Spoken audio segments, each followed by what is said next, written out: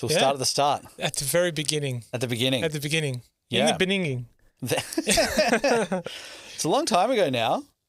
So I started I guess my foray into design straight out of high school pretty much. Well, technically a little bit beforehand because I was playing around on Photoshop in high school, designing pictures of soccer players and trying to make them look cool with like lightning bolts coming out of their heads. And the lightning bolts were important. Yeah. And then, went to study multimedia at uni and was very much into hip hop at the time, still quite into it a bit, and just started, getting on MySpace and of all places. So I was at uni and I was trying to find clients or trying to start doing more work for clients that isn't just myself. And a friend just said, why don't you try MySpace? And I thought that is the most ridiculous thing. Like, I don't want to go and just make friends and I don't want to go on. That sounds really sad, but I just mean, I'm not looking to go and just chat with people. Like I want to do some design work.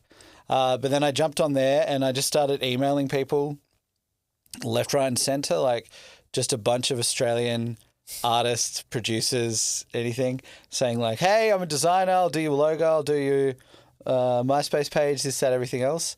And then got a few people who said yes. And they were like, yeah, of course. Did a few of those and then had some good opportunities that came off the back of that just because it was just like right place, right time. Yeah. Which is funny because like it kind of segues into how we met, right? So I would say circa 2006, around that time. Around that time, yeah. I wasn't in the marketing space. Well, I didn't know I was. I kind of was, but I didn't really know I was.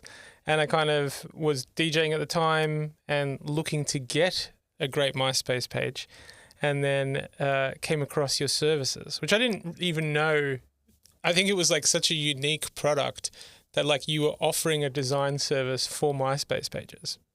Yeah. And like to clarify as well, like this wasn't just say like changing the color of your font on your page or putting a sparkly, like fresh bit of text. Yeah, so it was a fully designed page. If I could explain and gas you up if I will, the page Dan did for me was essentially like me in a composited room that resembled my own with like my turntables and like the vinyl on the turntables turned and there was like a TV that would like flicker in the background. It had like different logos and brands and things that I'd worked with and it definitely was like it was a very stark difference between like MySpace's default template versus say someone that tinkered and changed a couple of things and then this like gigantic leap into like the peak of customization of like where Facebook's demise kind of started. But like, yeah, it was a crazy thing. Like it was such a different thing.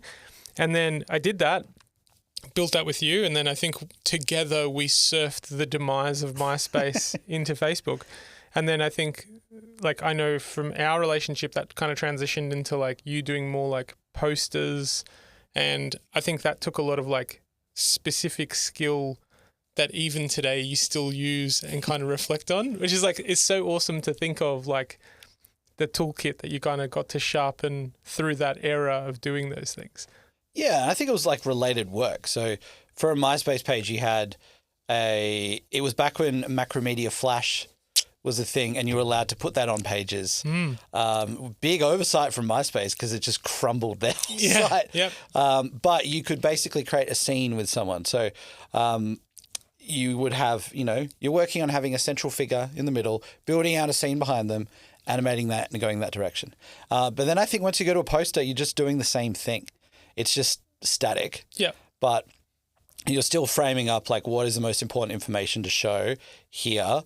And cool, how can we jazz up the background a little bit, not have it take over, but have it support what's happening with the main figure. It was funny. Like, I think one thing in reflection now being in marketing and kind of things that we did accidentally when we were younger that now are like purposeful things that you talk about in strategy and we both kind of lean towards. It's like, funny enough, building that MySpace page kind of set a tone for like what your brand, whether you're a DJ or a musician or whatever it is, was kind of perceived as.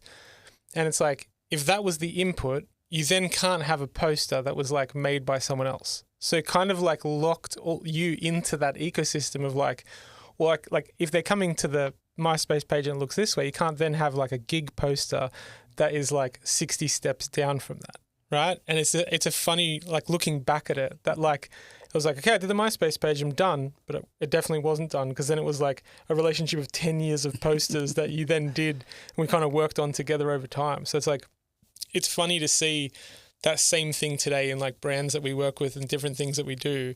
It's like it's common, like, oh, we'll just do this and we're done. And it's like, yeah, but you're now set at this standard, and you kind of have to maintain that standard to kind of keep it going as well. Yeah.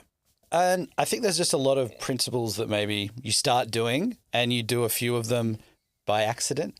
Then you maybe go against some principles by accident as well. But then over time, you're just constantly refining what that is. And I think like once you have the volume of work behind you, you're then able to start maybe noticing a pattern of what works for you. Sure. Whereas I think if you haven't done things and you're just thinking about what you could do moving forward, it's very hard to nail that down and actually get things going. But I agree, like it's weird to think about it, but like a rapper's MySpace page can effectively serve as like a style guide for it's really true. Like back then it really did. So, it's good to kind of know the like humble beginnings, but like how did the transition for you, like I know I always think about this, like how did I go from like DJing to like event coordination to like running a marketing agency? Like they're kind of connected, but they're not. So like how did you find the transition for yourself going from, say, building MySpace pages and kind of being in the music scene quite a bit as like album covers, posters, different things, to like now working more so with like, you've worked with all different kinds of brands and built all these different kind of, workshops and discovery sessions and different things that you do. Like, how do you feel like that transition kind of happened? I think just like naturally and slowly. And I think like you look back at things and you can go, oh, I did this and then I did that and then I did that. But those sort of leaps happened over a number of years. And I think you just kind of just follow what you're interested in doing, and things just follow on from each other. Sure. So like I learned how to code a website because I wanted to be able to sell my design work. And I was like, if I can sell a website, like it's harder to just sell a whole bunch of posters. You can still do obviously a lot of static design work, but it was like website, easier to sell it. Sure. All right, I'll learn how to code. Yeah. And then I think you just start falling down a rabbit hole, especially if you think of yourself as someone who's got some curiosity to try and work out how things work and put things together that way. And then you sort of blink and it's 5 years later and you're like, hey, I'm like a full-time coder now. But then I think it's worth like checking in over time and going like, oh, is this what I really want to do? Oh, maybe I want to do and try out this thing. So maybe I want to try actually running more workshops instead of just sitting behind a computer the whole time. Sure. So I feel like these things just kind of naturally springboard off each other, which I think it goes back to you as well, because like you skipped over it before, but like you started DJing, but then went on to run like substantial events. Like it wasn't just like, hey, I'm DJing down at this club tonight. Do you want to come down and check it out? It was like running big like events. Maybe you could fill us in. Like, yeah, sure. The backstory with events is funny. Like I feel like I'm already starting to see a pattern in like the way that we both progress through our industry. And part of it is like, okay, I need to do this now, so I need to work that out. And I think we're very similar in a sense where we kind of like go down a rabbit hole and then like pop your head up a year later and you're like, oh, I'm an expert in this field now. Like it kind of just happens, right? But it's with DJing, it was like, oh, I love this and I'm going to obsess over it and learn it. And then I was like, okay, I've done this enough in my bedroom that I now want to do it at house parties and nightclubs. What do I need to do that? And I'm like, well, you need a website, you need design, you need these, like, I need, okay, well, I'll learn those things so that I can do the thing that I actually want to do. And then I do that. And then I'm like, I remember like I just moved to Cairns and I went to a nightclub and I was like, hey, like knowing, I was like, hey, like I want to do like gigs and this and this. And like the person that ran those clubs, who's actually a really good friend now, but at the time was like, no, it's like a blatant no. And like looking back, like I would have done the same thing, right? I just picture you rocking up like, hey, can I just play tonight? Yeah, can I just like, and I was just like look how cool all my stuff looks, and he was just like, no. And then I was like, I remember going home and I was like so upset by that because I'd done all the things. Like I'd done the research, built the website, done the thing. I was really good at DJing. I didn't understand the business end that like, you know, what a lot of people don't understand about DJing in particular is like, you can be as good as you want. If you don't draw a crowd, it's a business, right? Like, so the venues need people to come. They need money to pay you. It's like a cycle of what a lot of things are. And I didn't understand at the time. And so my transition into event coordination is literally because of this, because I went to a nightclub and said, hey, I want to DJ. And they said no. And I was like, well, I'll learn how to do my own events then. And then went so far down that rabbit hole of going, I'm going to create my own event, ended up creating like statistically the largest like youth event in North Queensland, if not Queensland, if not Australia, for the size that it actually was. Stomped the Nard. And that was Stomped the Nard. So like, you know, I remember doing the first one of those. I had like no budget, and like I remember like going to the council and being like, I want to put this event on, and they're like, oh, you know, you have to go through all these things. Like that's fine. And they're like, how many people are you expecting? And I was like 100. Like I was like surely not like a whole amount of people are going to come. Like I knew like I believed in my ability to get people to go there, but like I also wasn't like delusional to think I was going to make it massive. And also from starting to go like, this is the first one I'm putting on. Yeah. It would be weird if you're like, first one I'm putting on, thousands are going to show up. Yeah. So 1,100 people showed up and it was chaos. People were climbing in trees to get a view. Like it was just, and like we did this for those that are in Cairns, like on the Esplanade, like across the road from McDonald's, right where the lagoon starts, which isn't a stage or at all designed for this kind of idea. And we basically just got like a crowd to create like a rectangle area and like kind of had some friends come and dance, and then like random people just showed up and started dancing that were there. And like half of this is like pure luck because like some like Japanese tourists that end up being like world-class breakdancers just like happened to walk by and were like, oh, can we have a go? And then like it just one thing knocked onto another. And from that moment, like I remember the feeling I got of like how it was able to like bring the community together, and it's like a really amazing thing. And I was like, I don't like my initial motive for this was like, I'm going to make my own event. And then what it became, I was like, this is what I want to do now. Like, and I'd never had that connection in my mind. So then I've now in my mind pivoted that like, I'm going to do events, right? But because there's so much buzz around this event, all these nightclubs start being like, you should play our nightclub. And I'm like, oh my God, like I'm already like transitioning to this other idea, while the thing that I actually built it for in the first place, which I've totally forgotten about at this point, is now trying to pull me back in. So yeah, Stomp ended up like, we did it over like 6 years. And I think at the largest point, it was about 5,500 people came. And it was funny, like we tried everything to keep it away from a stage. So like, there's quite a well-known stage in Canada, like Fogarty Park, is kind of like where festivals and events happen. And like our thing from the beginning was to be like, I don't want to do it there. Like it needs to remain like surface level. Like I want to do it in like car parks, and like I wanted it to be like more street, right? And like every place we went, it was just like a firm conversation with the council after to be like, you can't do that again. You got to stop doing this. Yeah. Please. It's like congratulations on a successful event, but like no. Like you need to do it in the places that were designed to safely accommodate this amount of people.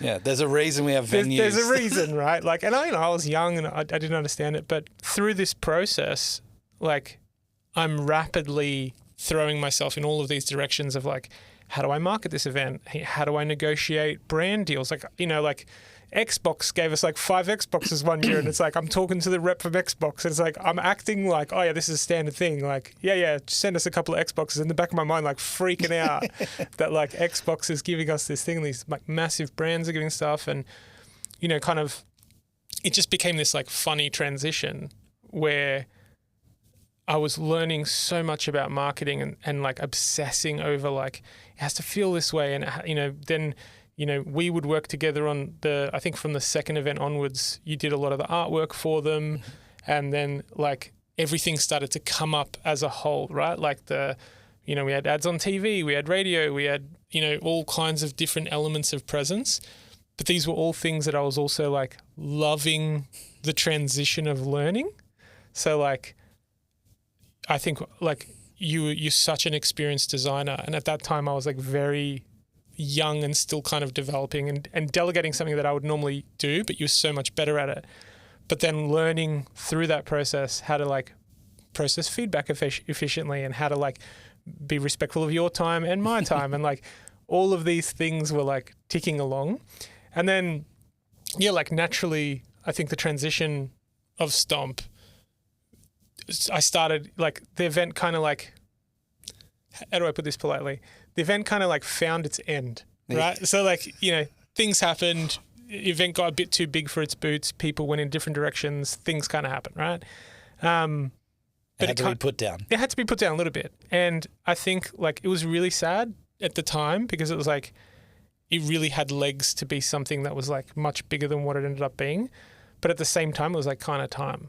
And it's funny, like I still get noticed from that. Like, we randomly went to Sydney for a concert, and a friend was like, oh, like, this is my friend Angelo from da-da-da. And the guy, like, without even a blink of an eye, was like, I know who that is. That's DJ NG. And I was like, and everyone in the group just like laughed, because no one realizes that's like part of my history.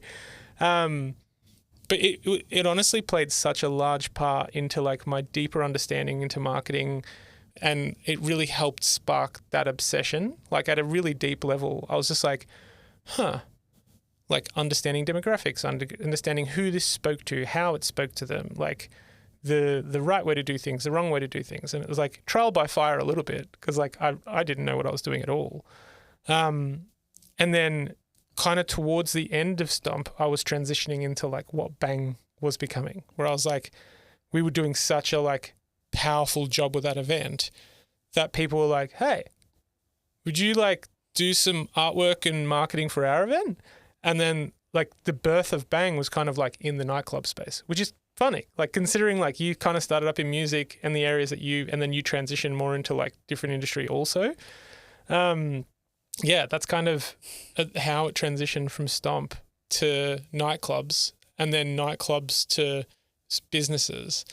And it was like this epiphany moment where I was like, I love working with small businesses and like medium and different things. Like I grew up in a self-employed family. I know what it's like to have that connection and to like make it, like taking a chance to kind of spend money to like market something, and the risks that can come. It can mean like noodles for the month. You know what I mean? Like it can be a really impactful thing. And I remember, growing up in a pizza shop, we lived above it.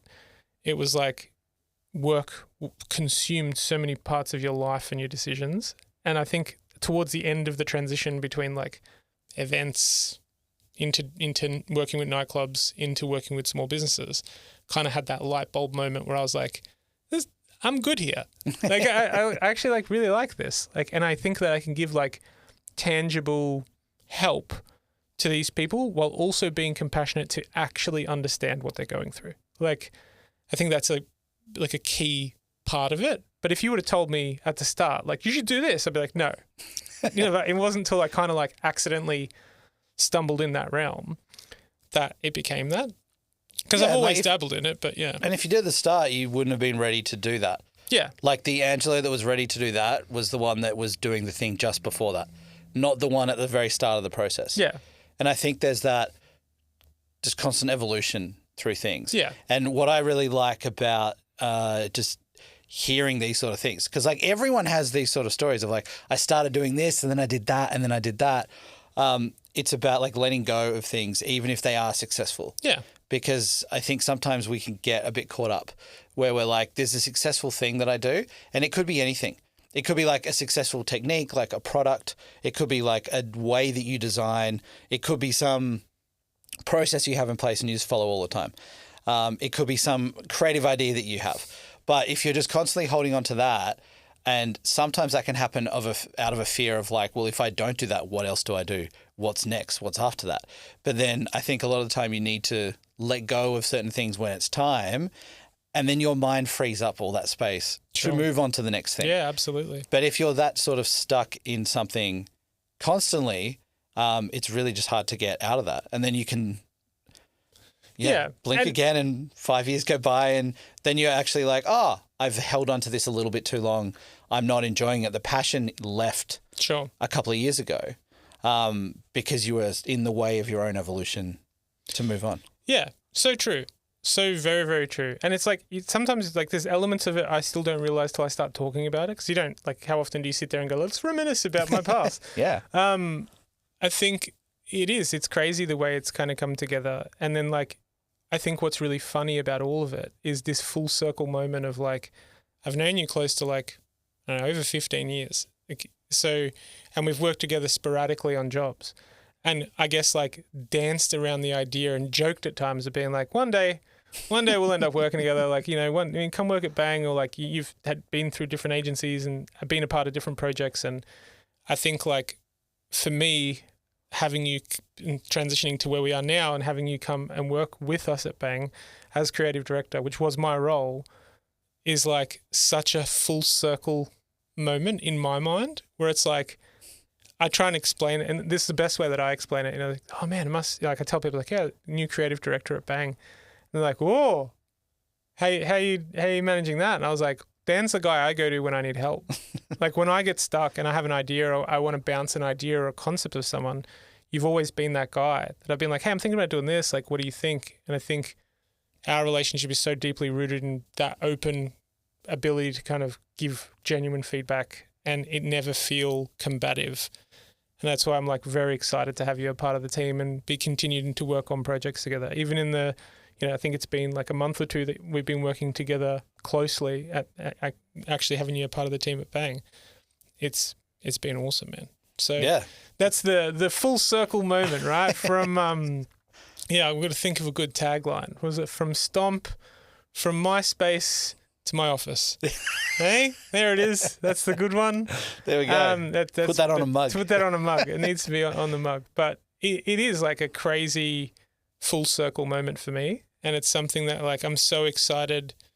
I think it's really hard to cultivate a team of people that are all good people, because there's like a lot of egos in the industry and a lot of different things that kind of float around. But B, like-minded, especially when it comes to marketing and strategy, that actually, without tooting my own horn, but like actually give a crap and care about the direction that these things are going for. It's like you can't just be like, we take a shot at it. Oh, they're bankrupt. Cool. Oh, well, another day. Next client. Like there's actually genuine care there, and I think that makes a huge difference. Oh, definitely. And like if that passion's still there. Yeah. And that would be the same thing. Like if that passion ever left, then, and it's not always even necessarily about passion, because like we're talking about making room for other things. If you weren't in the position where you're like, you know what, I'm doing all these things as part of the business. I'm wearing so many hats every single day. I'm putting out fires all the time. I need to jump on like admin things, projects, creative direction, all these sorts of things. Without you going, hang on.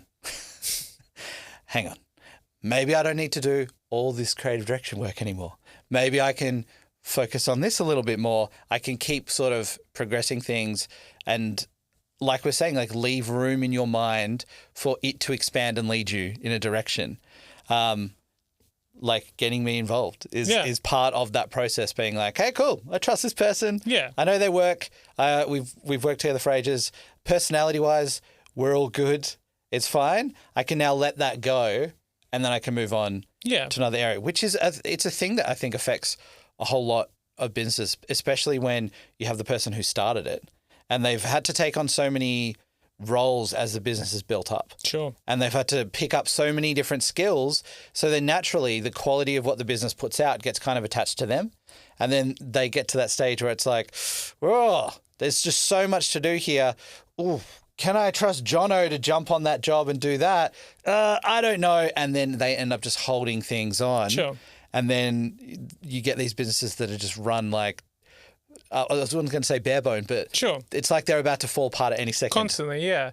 And I think like part of it, like a successful team is like being able to manage like organized insanity, right? So it's like in my mind, there's like a bunch of ideas, right? And I'm good at executing for the majority part of it. It's something I take a lot of pride in. But at the same time, you kind of need like a trustworthy place to bounce those ideas off so that you can really efficiently delegate, like, let's flag this for later. Let's continue to strive for progress over perfection and just keep moving forward.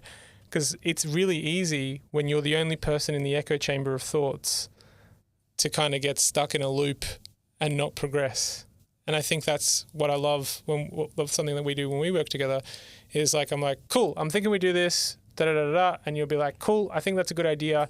How do you feel about this? And I'm like, actually, that makes a lot of sense. Let's go down this road, boom. And then we just disconnect and keep working. And I think it makes the process to funneling down decisions so much more quick and efficient than like, I really want to do this, so I'm going to think for a week on the correct way to do it. And then I'll get to a point where I'm like, okay, I've got the correct way and there's 63 steps to achieve it. Let's start thinking about step 1. Yeah. And then you're not really progressing anywhere, right? So it's easy to do that, like especially if you're working by yourself. You still might be at a company, but maybe the project is just all you and you're locked in a room. It's easy to just keep running rings around yourself mentally going, is that? And you just end up becoming a perfectionist on a lot of things. And I think that there's a bit of confusion around this idea because I used to be a perfectionist, I would say, in work that I was doing. When I was doing a lot of visual design work and things like that, would spend a lot of time trying to get it to the level where my brain, who's someone who has seen this for 100 hours now, is going to be satisfied. And it's almost impossible because I've seen it for 100 hours. So it's not going to have that initial joy of like seeing it for the first time. But the idea of putting things out and not... Actually, it's the idea that if you put things out and they're not at this high level that you don't care. But in a sense, it's like, I think you need to put things out without having them being this like perfect orb finalized thing, because what you're saying then is like, I'm actually wanting to incorporate feedback from other people, from like customers, from the general public, from anyone to then further improve it. Yeah. It's funny. Like I struggle with paralysis by analysis at times, and it's definitely something I'm always trying to build and grow on. But one kind of interesting contrast that I look at that is like I think when you're in business, you look at other businesses, you're like, oh, that looks like it had heaps of thought done and it was really well thought out and everything was perfect. And I think like there's been like also a transition in industry from a business perspective where there's massive businesses that are getting it good enough, releasing and then refining as they go and actually getting better output because they're getting like connected feedback directly from like let's say you're running an ad campaign, right? Like we could sit there and obsess over how these 4 ads are going to look, but we're not actually taking in the data of the user. So like you've made these 4 ads that are beautiful and 1000% perfect, and then they just absolutely don't engage and don't do anything in a campaign. Where you in that time, you probably could have gotten 8 ads done, run them, found 2 that are really, really good and progress through. And it's like there's massive companies that are following this exact philosophy. And I really do feel like in the last couple of years, I've seen a strong trend change from that, which is really, really good to see. It's definitely helped me, even just doing the Bang Media website. It was the largest project we've ever done, which is hilarious considering like it's not really that big of a deal. It's a agency website with a portfolio. But if you want to do it properly, and you want to, have a correct case study with stories, and you want functionality that looks different to everyone else's, and you really want to put your heart and soul into it, any project you dedicate that to, it's always that fine line of like, okay, we want this to be perfect, but it's almost like perfect is a spectrum, where it can get to that point where you're like, okay, we're now refining things that only I see and no one else can see. And I think we need to like take care of that a little bit better rather than just wasting time for no reason. Yeah. And like ultimately as well, like who is the product for? Who's the site for? Sure. If it's for someone who's in your industry, they're going to pick up a lot of things that the usual customer is not going to. So like a customer will see something you've done at 70% and they're like, that looks amazing. You show it to another designer, they might go, oh, that looks great. I'd probably change this, and this. So at the end of the day though, like, are you, like as us as a design agency, are we making products for other designers or are we making them for... Yeah. I don't want to generalize by saying the general public, Sure. but usually non-designers. Sure. And that doesn't mean the quality gets lower. It just means that you don't spend all that time getting caught up on certain details that might not have as big a return on investment, say, for the person who's getting us to do the work. Well, I mean, that 100% circles into perceived value, right? Like, let's say you spent 15 hours on a 6-hour job to try and get it to a point where it's refined and perfect. And then you send it to the client. The client doesn't realize you've put in all this extra effort to get it to this imaginary place in your mind that's perfect. But they wanted something different.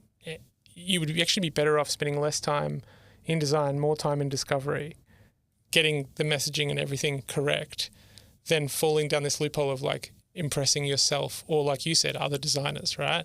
So it is like a fun balance, but definitely learning that allows you to, I think, like at the end of the day, the client is coming to us to guide them in the right way to make these decisions. And if it's important for us to make those right decisions for ourselves in terms of like, hey, let's get this to here so we can keep strive for progress over perfection mentality moving, you know? Yeah. And look, I think that applies to everything. Yeah. Really. So if we're talking about the process of working with a client, if we go off and we spend all these hours trying to create something that we might think, this is beautiful. We made the most beautiful brand in the world, this beautiful website. Just look at it. Oh, doesn't it make you want to cry? How lovely is it? The client sees it for the first time and they're like, what is this? It could look great, but they've had no role in it. So to them, every single thing they see is new. It's very overwhelming. And it's like, hang on, you've made 100 decisions and I haven't even given any feedback or anything. And then people naturally go back into a bit more of a defensive mode about it and like, whoa, stop. I need to do this. And then you might get more feedback than you would if you went through a more iterative process where you're being more open and more vulnerable and going like, hey, we don't have the full finalized idea yet. Here's our rough sketch. Sure. What do you think on that? Do you like that? And I think it works the same for anything. Like if you launch a product, you spend a year developing it and going, hey, we've got to make this the most perfect product in the world. And then you finally give it to the consumer like after a year, they get it and they're like, I don't like it. It doesn't do this one basic function. And then you're sitting there thinking, oh, we missed this completely. Versus if you put out a product that maybe had something, it was a little bit more restrained, and you were happy to go, this is our version 1, it's not the final one. You give them to that 3 months after working on it or something. Then by the time that it's a year, you've actually like probably got a much better product for that client. Yeah, absolutely. And they're not going to be going like, oh, hey, you gave me version 1 and that wasn't great. Like it's how you just interact with them, how you solicit the feedback. If you want to improve, if you keep building those relationships, then those customers are going to stay with you as you develop as well. Yeah, absolutely.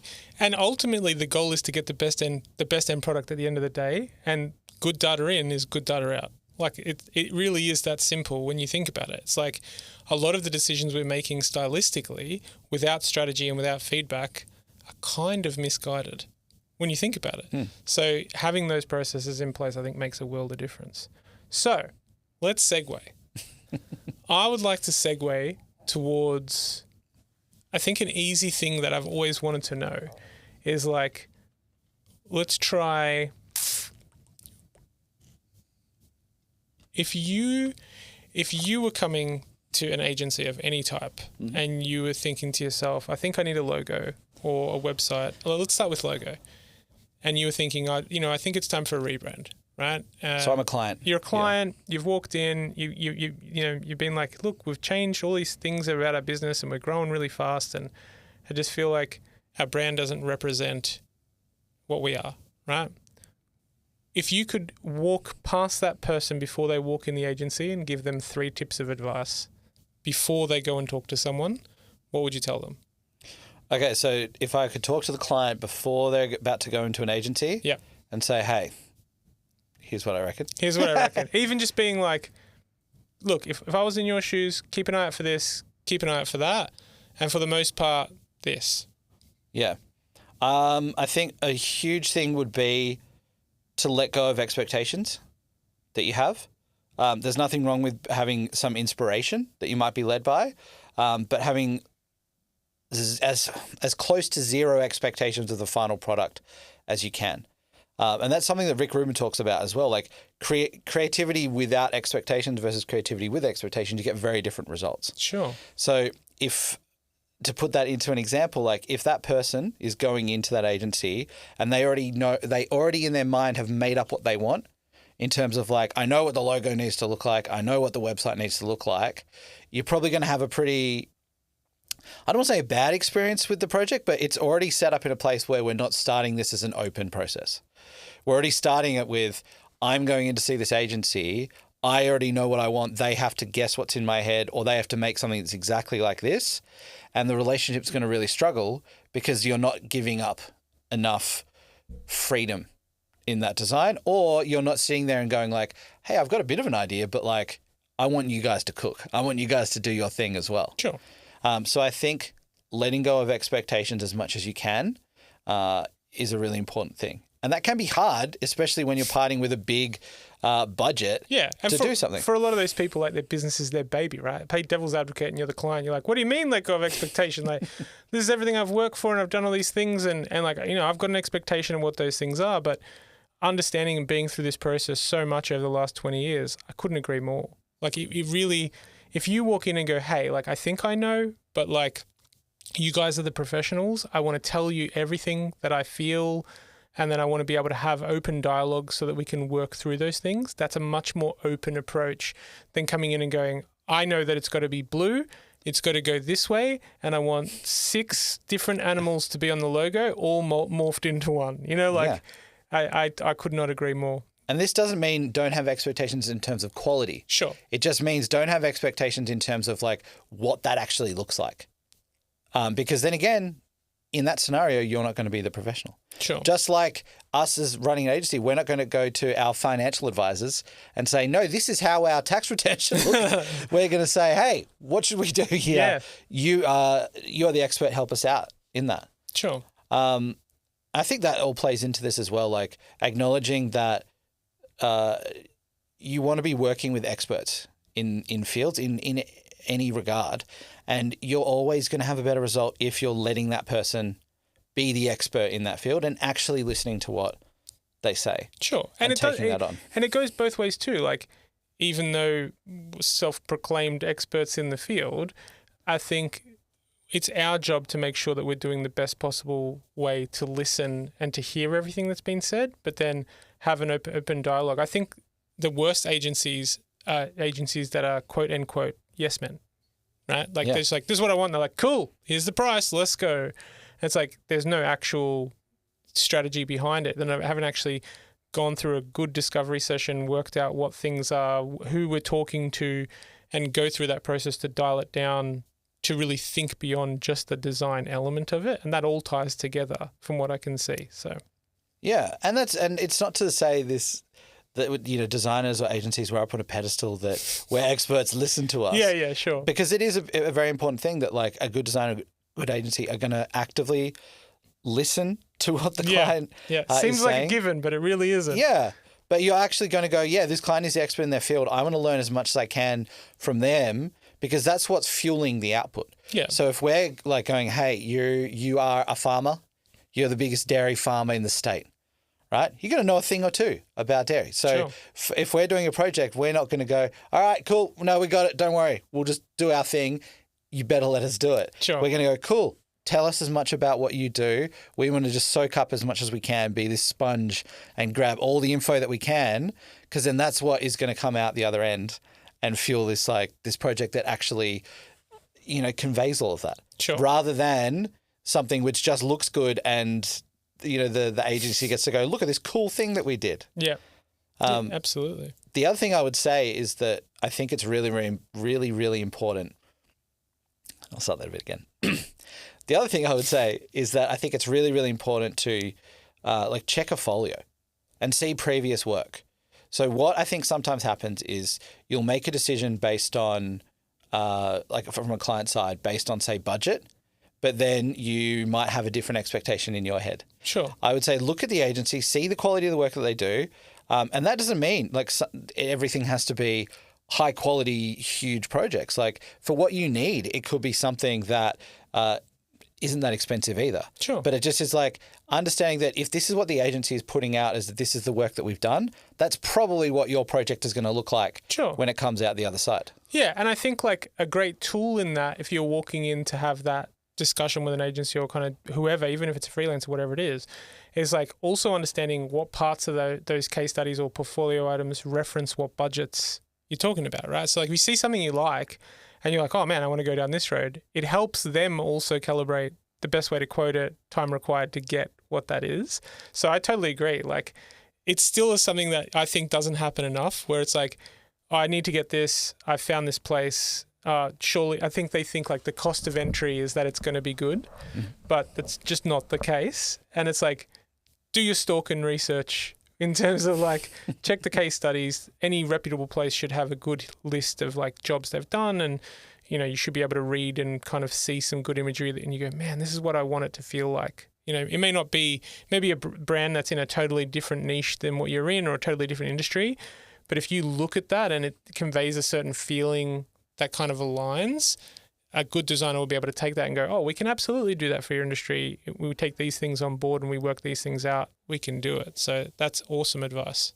Yeah. I also think a really important thing is just thinking about budget before working with an agency, because it becomes sometimes this standoff situation. It's the classic meme. They're like, what's your budget? What's your rate? Yeah. Yeah. And I think honestly, it's like if you were going to go and engage an agency, just work out what your rough range is and feel comfortable telling the agency that. Yeah. Because then they're going to be able to give you solutions and options that fall within that range. And also it just avoids the whole guessing game. Yeah. And then a good agency, if you're off, like your budget might be sky high compared to what they do, and they're like, oh, this is way beyond us. We recommend you go over here. Sure. Or it might be below. And then the good agency is going to go, hey, that actually doesn't really work with what we do because we need this sort of budget to go through our process and go through all these steps and create this work. Why don't you go for this option? Yeah. And those options can be very simple sometimes too. And it just keeps it so much more straightforward. Yeah, I think the what's your budget, what's your rate dilemma is a fun one, right? And it's like, no matter how you present it, I think it kind of has this like shonky salesman kind of aura around it that it really shouldn't have, because like I know the way I present that question to clients when it comes up through discovery is like, you ask the budget and 80+% of the time most people are like, you just send me a quote, right? And it's like, we actually, with any job, like with Bang in particular, we work across various departments and there's various things that we do. Having an idea of a range, like you say, like it's 2 to 5,000, 5 to 10,000, 10, whatever the range is, we can go, okay, if this is where we are and this is where the goalposts are, I'll do you one better. I'll give you an option that's at the lower end of that and a budget that's at the higher end of that, and then you can see what contrastly you get between those two things. And like, I want to be armed with that when I'm coming in. I want to be able to have that go like, okay, it's kind of like you're making a decision between buying a couple of two TVs, and you're like, okay, this TV is this much and this TV is that much, but with this TV I get this resolution and these features, but with this I get that. You know what? I'm going to treat myself and get the bigger one because that's what I want to do. Going in with not is like going into JB Hi-Fi and going, hey, like send me a price of like a TV. And they've got to pick between all of these different offerings that all have these different things. And there's a higher probability they're going to pick something that isn't suitable, right? So like, I think that's a good way to kind of look at it. And I totally agree that being comfortable with budget, because you should know, like you should be able to come in and go, that even that idea in your head that's like, hey, listen, like I've got between this and this to work. I really don't want to push the higher end of this. So if you can kind of work closer to the middle of this, but if it's something really important, I will sacrifice this coat of paint I'm going to do on my fit out, extra coat of paint to get this thing done if you think it's really important, right? And it's like, be willing to be guided and take feedback. Because the thing is, being in the marketing space, the design space, any of this kind of stuff, you know, like I've been doing it 20 years, you've been doing it a bit more than that. You see, the case studies that you see of like businesses, what's worked, what hasn't worked, you learn really quickly over time that like it's in our best interest to see the client succeed. This is the biggest like misconception in the world. It's like at Bang in particular, our business is built on long-term relationships. So if you come in and we do a bad job, the chances of you coming back are very low, right? If not, none at all. So it is in our best interest to do that best job. And if we have an idea of where your budget is, you've probably got a higher probability of getting like a packaged rate that's, you know, we're kind of like, I know this is going to do really well if we do this. I'm going to bring the rate a little bit down to squeeze it into this budget to make it happen. But if I don't have it, then I don't know, then I can't get it across the line the way I want to. So it's like, I totally agree that is like such an important thing to consider early on. Yeah. 3 good tips off the bat. Well done. You've done this before. A little bit. but I think this stuff, it's like you get it through experience. Yeah. And like on things like budget, like just simplify decisions sometimes. So instead of thinking like, I need this new website, I need this new brand, what do I spend? Oh, I've got absolutely no idea. Just like you said, just try and roughly work it out. Yeah. Think of it like food. Like how much is food? You know, we can go to like Vue de Monde, like the, you know, one of the best restaurants in Australia, like spend hundreds of dollars. We can go to Macca's and spend $10. Sure. We can still get fed by it, but it's just like, what do we actually need at that time? Sure. Sometimes you need the Macca's. Yeah. Sometimes you might need just that quick solution, something that's cheap, and you're actually not that worried about it. Other times, though, you might want to go, hey, we actually really need something that's as high end as we can go here. Yeah. And I think what is also about it is it's acknowledging that agencies have different processes. Sure. Designers have different processes, different levels of experience too. If someone's been doing it for 20, 30 years and there's a whole team, they're going to do it in a certain way. Sure. Someone else is going to do it completely differently. So costs vary so much around it. But if you have an idea of what you're comfortable spending and then you see the work that the agency does, then you go through with the project, it doesn't matter. It doesn't matter if another agency would have done it for half as much because there'll be another agency who would have charged you twice as much. It's true. That is so true. That's such a clever way to think about it as well. But yeah, I would say probably the only piece of advice that I would add, I wouldn't give 3 because I think you smashed out the 3 that I would say. I think the one addition I would say is like, be transparent about where you are in business. Because like sometimes, and this has actually happened quite a bit at Bang, where like a client will come in and they're like, hey, I've got this idea for a business, right? And it can kind of span in 2 directions. It's a really solid idea and you're kind of ready to like hit the ball running. We can help you at the beginning with like picking the right name and like you can bring the brand, the entire process from start to finish in, and you'll get a really good output, right? But we may find through that conversation that at that early stage, you actually don't know what the product is yet, right? So it's like so early that you kind of need to like do a little, make a couple of mistakes, refine some things before you go and invest and do it. And my dad used to always say, like, you know, if your coffee and your food is good in your cafe, your seats can be milk crates. And it kind of falls into that same philosophy where like, I would absolutely, and I've done it many times, give the advice to be like, hey, like you could probably use like a Fiverr or a freelancer network to kind of get this done really cheap and that's enough to test your product and get things out there. And you may work out of these 5 ideas that you have that these 1 or 2 are actually the direction that you actually are more profitable in or enjoy more or whatever that might be. And then you bring that, it's just one step along in the process where you're like, actually, I've worked out this is it right here. Then that I feel like making sure the time is right is like an important part of it. And like a lot of the time, a good agency will be able to sit down and they'll give you that advice, but it's a good idea to start thinking about it as you're coming in there. I find the people that get the best out of us are the people that come in and they're like, all right, ready? Story time. This is where I'm at. These are things that are good. These are things that are bad. These are things I'm just not sure about. I don't know if I need a logo. I don't need a website. Do I need a digital marketing campaign? Do I need video? Do I need photo? What do I do? This is all so overwhelming. I don't know where to begin. And usually in a quick chat, we can piece together relatively quickly whether it's like worth progressing in an area where we can help them, or whether it's worth giving some good free value to kind of steer them in the right direction, to maybe nudge them along a little bit to refine down the offer before we go and help them beyond. So I think timing is really important to kind of dial that into. Yeah. And I think to touch on what you said there, what ties into that too is that it can be really helpful sometimes to go in something and being comfortable with just being like problem aware and not feeling that pressure to be solution aware. Yeah. So if you feel that pressure of like, I've got this problem with my business, I need to work out what to do with it. I'm going to work that out by myself. Oh, it must be our website. I need a new website. And then you're going in and you're like, I need a new website. Just build one for me. Sometimes there can be that idea because it's like, I want to work out what I need first. Sure. Versus if you go in and go, hey, here's the problem we're having with our business. We're struggling to attract, we run a boutique spa and we're struggling to attract new clients to come down. Sure. Having more of that open conversation, you're probably going to get a much better idea where an agency will go, if that's the problem and you've got, 20 grand to spend on it, it's probably not worth you doing a 20 grand site.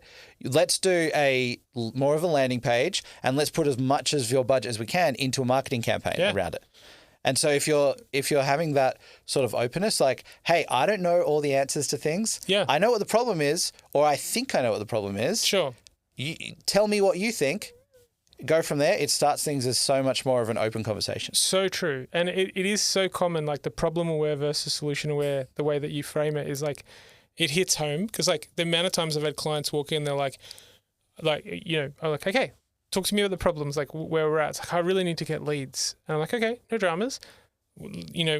Talk to me about, and then we, through the process, we kind of ask some questions and it'll be like, well, I was told that I should do SEO and I've got like, $10,000 aside to do SEO. And I'm like, okay, let's just halt for a moment. That's a long tail strategy. That's not going to put revenue in your pocket really quickly.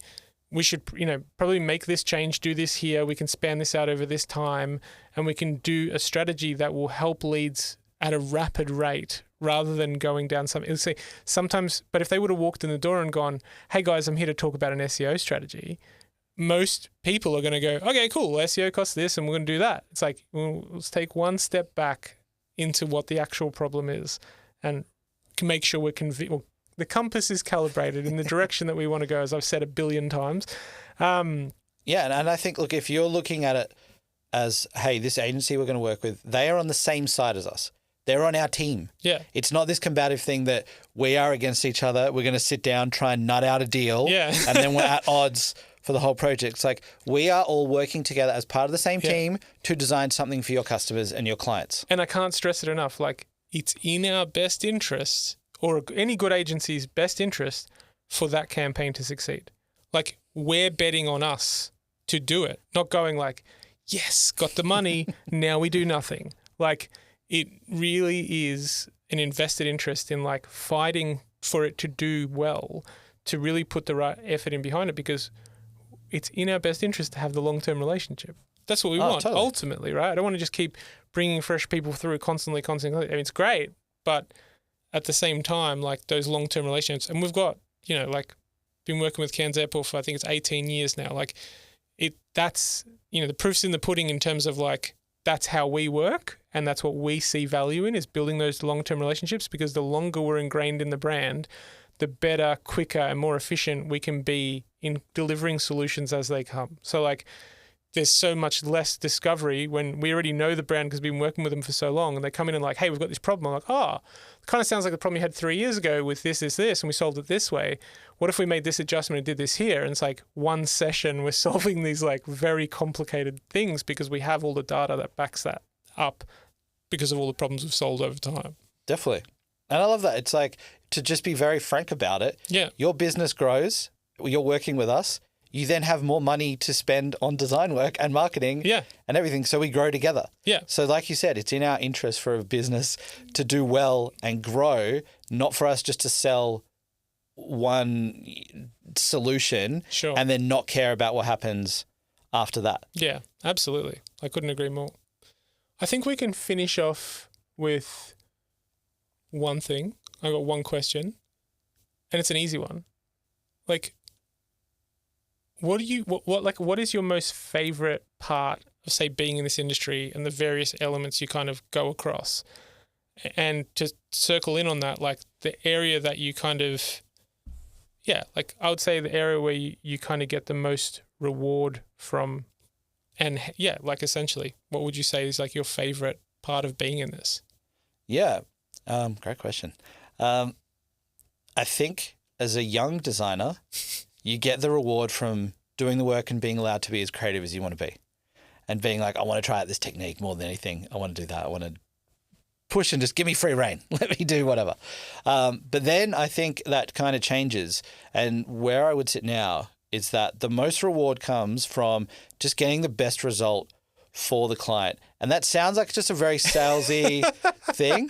But what I mean from that is genuinely looking at it and going, hey, if you have this problem, how can we help you fix that?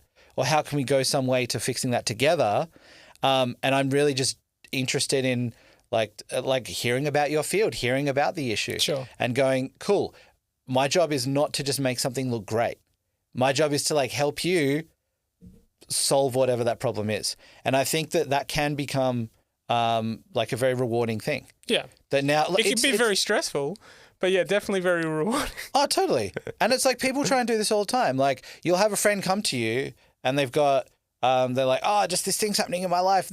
What can you give me some advice? Like 75% of conversations between friends is like, something has happened to me. Like, what should I do? I don't know. Maybe you could do this. Yeah. And you get reward from that. Yeah. And it's supporting and that. So I think it really is just like helping people realize their goals within their business, take their business to where they want to take it and sort of grow in whatever way they can. And it sounds like you're just trying to be like very like altruistic and be like, sure, well, look, isn't this noble? Yeah. But it is just genuinely an enjoyable thing. It's a good feeling to be able to help someone else. Yeah, agreed. And like, I think for me, like, I would say like a large percentage of it is that. And I would say like also a large percentage is like the problem solving element of it.